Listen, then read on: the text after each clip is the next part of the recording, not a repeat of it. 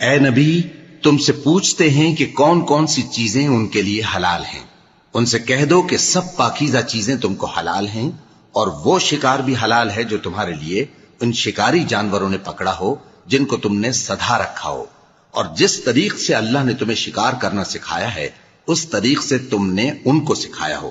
تو جو شکار وہ تمہارے لیے پکڑ رکھیں اس کو کھا لیا کرو، اور شکاری جانوروں کے چھوڑتے وقت اللہ کا نام لے لیا کرو، اور اللہ سے ڈرتے رہو، بے شک اللہ جلد حساب لینے والا ہے۔ آج تمہارے لیے سب پاکیزہ چیزیں حلال کر دی گئیں،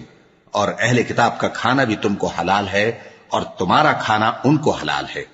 اور پاک دامن مومن عورتیں اور پاک دامن اہل کتاب عورتیں بھی حلال ہیں، جبکہ ان کا مہر انہیں دے دو،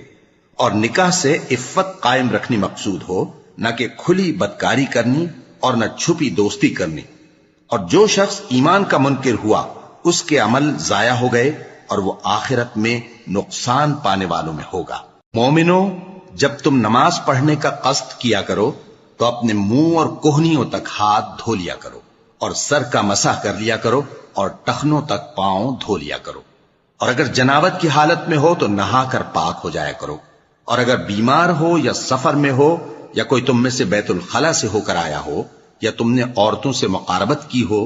پھر تمہیں پانی نہ مل سکے تو پاک مٹی لو اور اس سے منہ اور ہاتھوں کا مسح یعنی تیمم کر لو۔ اللہ تم پر کسی طرح کی تنگی نہیں کرنا چاہتا،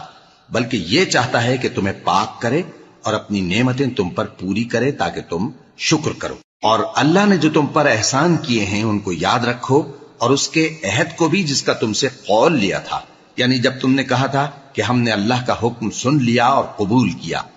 اور اللہ سے ڈرو، کچھ شک نہیں کہ اللہ